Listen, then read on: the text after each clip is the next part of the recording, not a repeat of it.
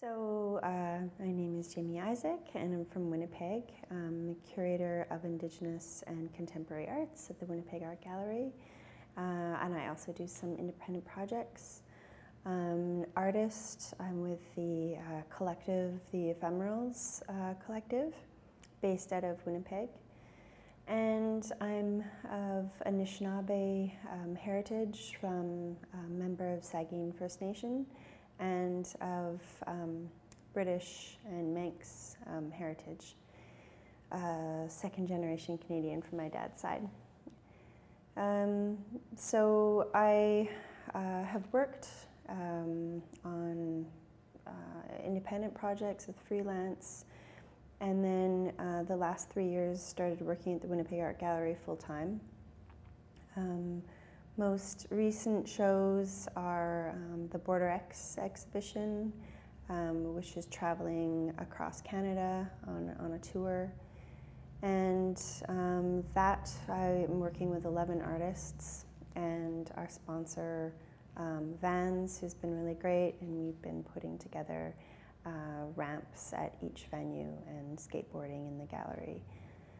So that's a bit of a passion heart project, and I just recently co-curated a show called Insurgence Resurgence at the Winnipeg Art Gallery, first in a series of biennales that is happening there with contemporary Indigenous arts.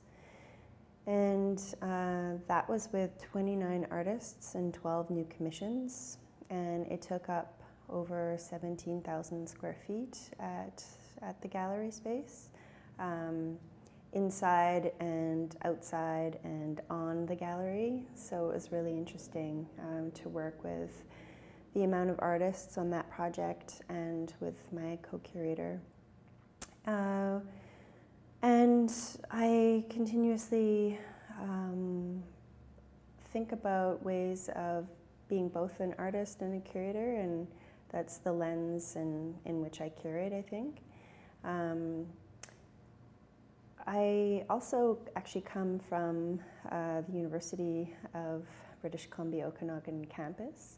I finished my Master's of Arts in Interdisciplinary Studies, and my focus was on Indigenous curatorial practice and ideas of decolonizing and indigenizing curatorial practice.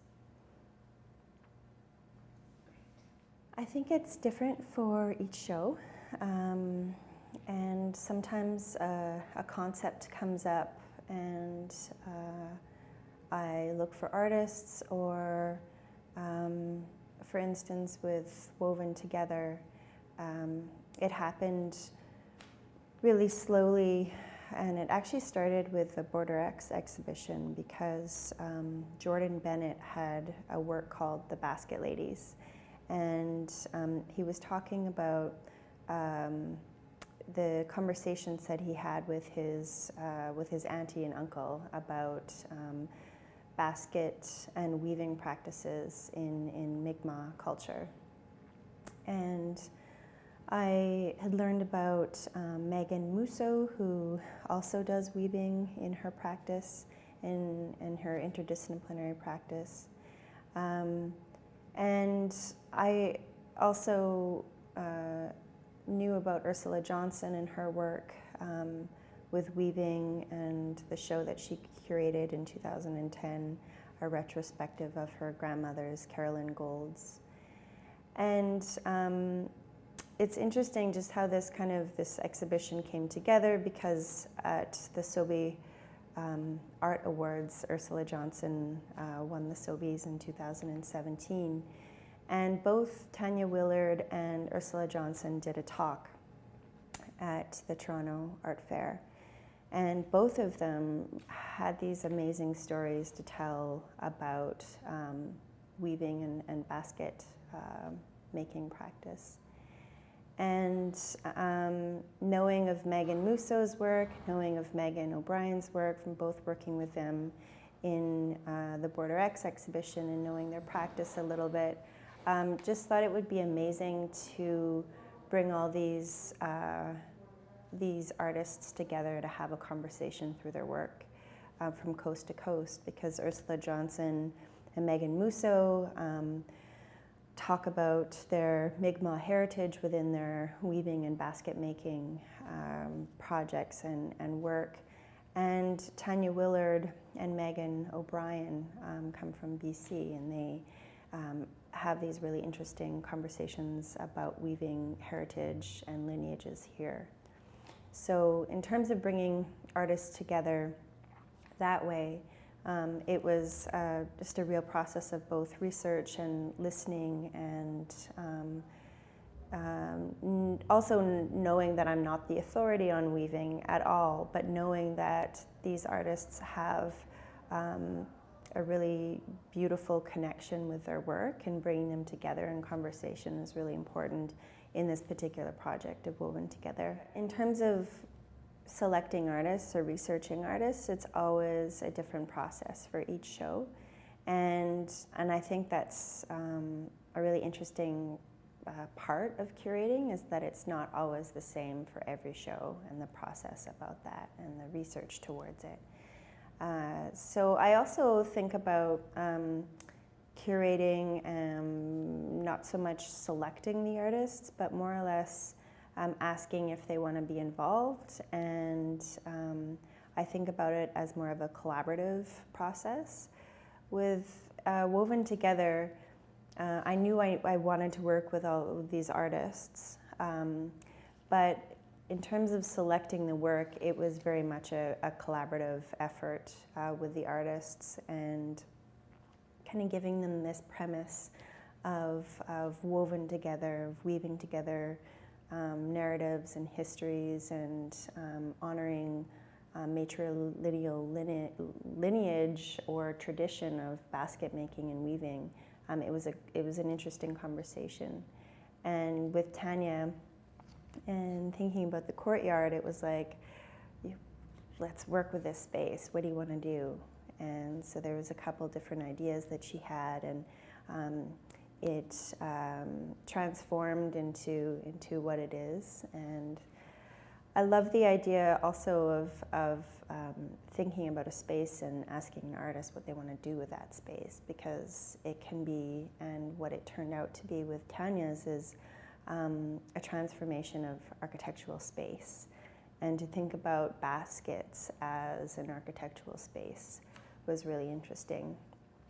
So I don't think it has to be a prescriptive way of curating, and I really like that freedom of expression, I think, both as an artist and as a curator. I see baskets and weaving, and particularly basket making or baskets, as a method. And I found it really interesting that there's a practice of basket making and different styles of basket making, using different materials, whether they're spruce roots or cedar roots, or in some cases plastic or survey tape, or images of baskets, conceptual ideas of what baskets can be. So I just saw these expressions of using the basket as a methodology, and the actual practice of braiding and interlacing these materials to also braid history and braid narratives, and the similarities, but also the differences of styles on the East Coast versus the West Coast, the difference of materials, and also knowing that there are basket making in the north. In Nunavut, there's a tradition there, and so I'm just really interested in the materials that are used from the land of those places, and how that actually informs the shape, informs the type of weave used. And I'm also really interested in the fact that it was primarily and traditionally a women's domain and a women's territory of material expression. And I think about the whole idea of gathering those materials and then processing them for basket making. So I feel like there's much more of a story that is much larger than just the object of the basket itself. Well, I think working outside a gallery space, outside my territory, was interesting. I wouldn't call it a challenge. I found it really interesting just working with the artists remotely and having these conversations via text or calling or email. And then working with a really great team here at the Kelowna Art Gallery was, it could have been a challenge, but I don't think that it was for me. It might have been for the staff here. But I think that the challenges of just working remotely is that you can't spend as much time as you would like with the artists in studio visits or in site visits. And so that remoteness or the distance is I guess, would be a challenge. So I hope that viewers will come away from the show recognizing that weaving in baskets, basket making, research around weaving is a form of fine arts and contemporary arts, and knowing that there's a really long history and tradition and praxis of making and weaving and making baskets. That is primarily a matriarchal practice, and I feel that's really important to know that that is contemporary and traditional. I also would like people to go away maybe thinking about their own matriarchal ties to a certain practice in their ancestry, to make those connections with the shows with their own identities and family lineages.